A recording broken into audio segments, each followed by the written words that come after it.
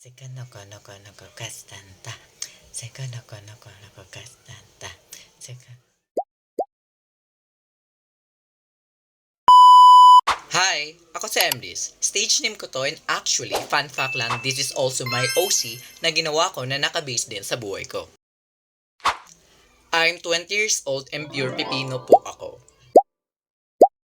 Hindi ako straight and my pronouns is still he, him. And ang sexual orientation ko naman is omnisexual. Kung di nyo gets, basta bading na lang. Since bading din naman kami lahat sa mga paningin ng mga tatanda. Next is height. Okay, so ang next naman is ang bakilala. Excuse me, parang may nakalimutan ka po na sabihin. Ay, may nakalimutan ba ako? Ganito na lang. Basta kahit ko si Levi sa AUT, pwede nyo akong gawing kitchen sa late ko na to. Search nyo na lang dahil nakakaya talaga sabihin pa. And kapag alam nyo na, tahimik na. Okay? So, sino nga ba si Emrys? Saan ba siya kilala? At ano ba ang mga ganap niya sa buhay? College student na palagi may suot na black dress kahit na mainit and palagi may dalang ganitong klase ng tubig na mukhang lalagyanan ng gatas. Baby, tapos ka na sa plate mo?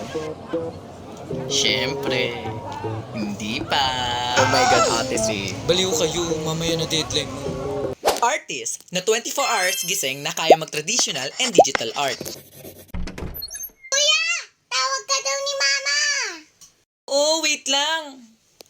Fashion icon na ang random manamit dahil minsan ang masculine and minsan naman ang feminine manamit. Palagi din naka-outfit kapag gala, kahit sa school kapag wash day. Nako, naka-aesthetic outfit na yan. Cosplayer na pumupunta lang sa convention kapag free entrance. And syempre, kung may pera. Gamer na palaging puyat kakalaro at maganda kasama dahil hindi nanta-trash talk. Lucian lang muna.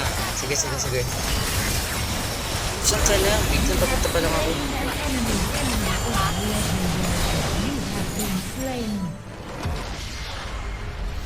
Gagig sa akin. Stick na naman tayo. Okay lang yan. Bawi na lang tayo bukas. Nice game. Nice game. Tang-ampo. Volleyball player na Malaynata Shoyu daw maglaro dahil mataas tumalong kahit na maliit. And syempre, malakas. Parang di naman. Ang panghuli naman is reader. Nagbabasa ng mga BL manhwa na may mga lightsaber. Pwede ko rin kayo i-recommend na magandang story. Message nyo lang ako sa Insta. Charot. Also, hindi po yung pambata. Kaya sa mga bata dyan na mga nanonood, wag po kayo mga curious. Diba? As you can see, ang dami kong mga ganap sa buhay. Kaya support mo na ako, eh. Tagal ko tong ginawa tapos di mo ako subscribe. Joke. Yun lang and I hope nag-enjoy naman kayo sa introduction video ko.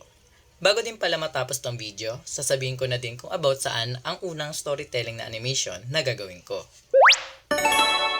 College Series Episode 1 Enrollment Experience.